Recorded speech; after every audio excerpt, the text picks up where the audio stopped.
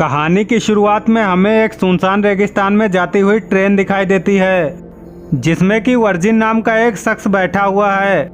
कुछ दूर चलने के बाद ट्रेन एक जगह पर रुक जाती है और वर्जिन वहां पर उतर जाता है। वहां से आगे जाने के लिए वर्जिन ने एक गाड़ी बुक की थी। वो ड्राइवर गाड़ी लेकर वहां आ जाता है। इस गाड़ी के ड्राइवर का नाम कीथ होता है। अब वर्जिन अपनी डेस्टिनेशन के लिए कीथ के साथ वहां से निकल पड़ता है। कुछ दूर चलने के बाद कीथ और वर्जिन में बहसबाजी शुरू हो जाती है, क्योंकि कीथ अब वर्जिन से ज्यादा पैसे मांग रहा था। चूंकि अब वर्जिन इस सुनसान रास्ते में कीथ की बात को मना नहीं कर सकता था, इसलिए वो कीथ की बात मान लेता है। अब वर्जिन गाड़ी की एसी ऑन करने की कोशिश करता है तो कीथ बोलता है, सर प्लीज गाड़ी की एसी मत ऑन करिए, वरना गाड़ी के इंजन पर लोड पड़ेगा और गाड़ी बंद हो सकती है। काफी देर चलने के बाद इनकी गाड़ी का टायर पंचर हो जाता है। अब गाड़ी का टायर चेंज करने के दौरान ये दोनों देखते हैं कि एक कुत्ता दूसरे घायल कुत्ते को खा रहा है। ये देखकर कीथ से रहा नहीं जाता, इसलिए वो उस कुत्ते को भगा देता है और घायल कुत्ते के सर पर पत्थर मारकर उसे मार देता है, ताकि वो तड़प तड़प कर ना मरे। अब ये लोग अपनी डेस्टिनेशन के लिए आगे की ओर बढ़ जाते हैं। अब चलते चलते इन्हें रात हो जाती है, इसीलिए ये लोग कैंप लगाकर एक जगह पर रुक जाते हैं।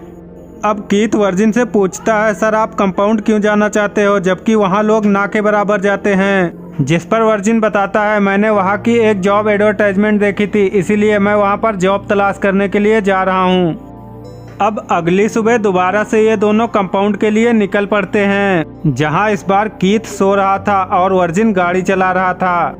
और इस बार वर्जिन कीथ के सोने का फायदा उठाकर गाड़ी की एसी ऑन कर देता है, जिससे कि गाड़ी कुछ दूर चलने के बाद इंजन पर लोड पड़ने की वजह से बंद हो जाती है।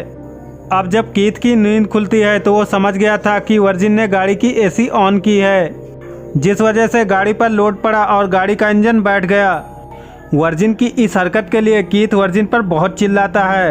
अब कीथ गाड़ी का इंजन ठीक करने लगता है और वर्जिन यहाँ वहाँ जाने लगता है। कुछ ही दूर जाने पर वर्जिन को एक चमकता हुआ पत्थर दिखाई देता है। अब वर्जिन कीथ को भी वहाँ पर बुलाता है। अब कीथ बोलता है, मैं इस पत्थर को जला रहा हूँ, अगर ये काला पड़ गया तो ये पत्थर है, अदरवाइज ये सोना हो सकता है। अब जब कीथ उस पत्थर को जलाता है तो वो काला पड़ने की जगह और ज़्यादा चमकने लगता है, जिससे इन दोनों को कन्फर्म हो जाता है कि ये तो सोने का पत्थर है।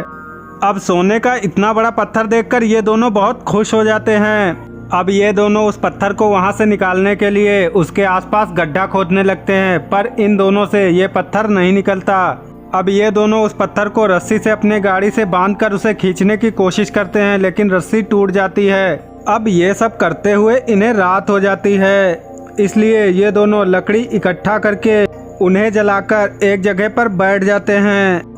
अब ये दोनों डिसाइड करते हैं कि कीथ अगली सुबह शहर जाकर गड्ढा खोदने वाली मशीन लेकर आएगा, जिससे ये दोनों उस सोने के पत्थर को निकाल लेंगे।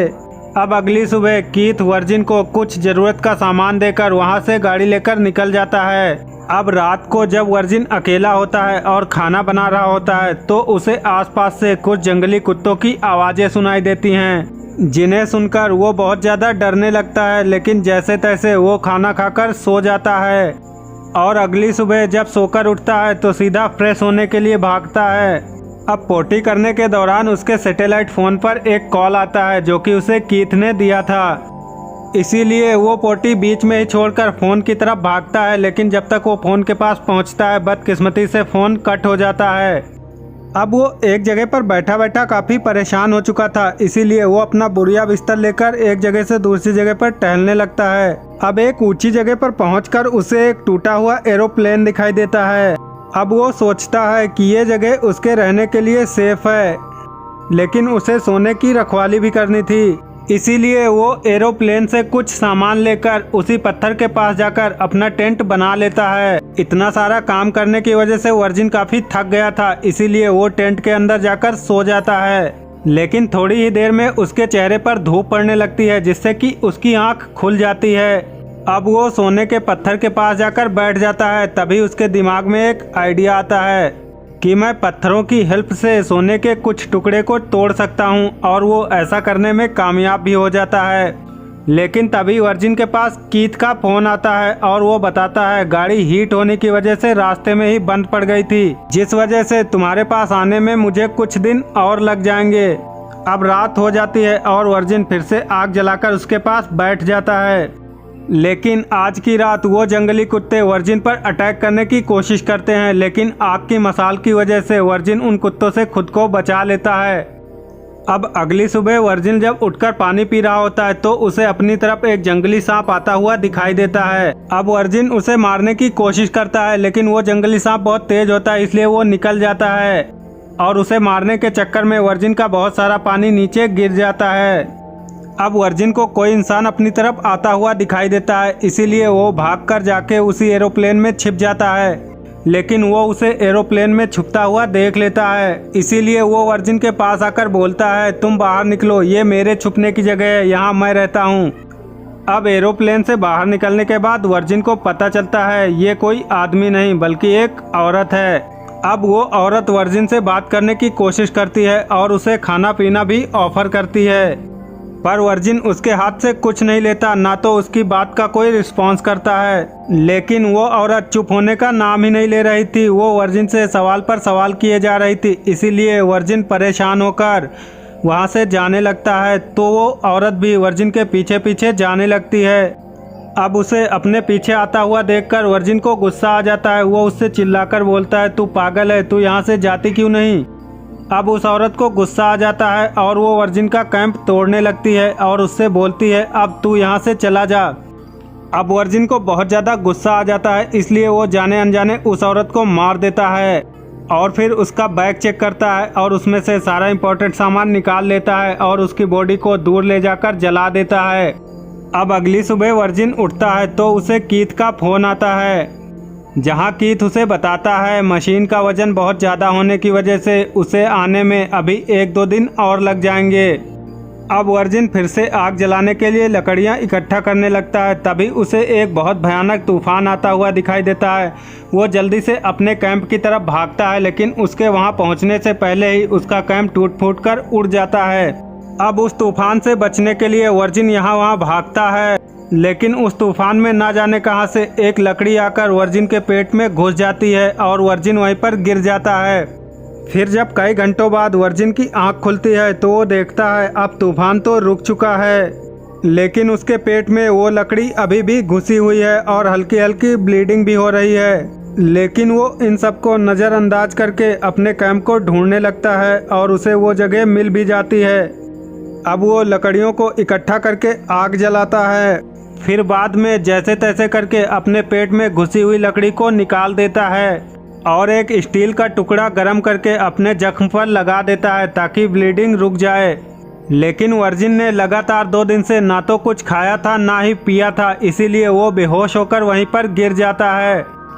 और जब वर्जिन की आंख खुलती है तो उसके सामने एक लेडी खड़ी होती है जो कि उसे पहले तो पानी पिलाती है।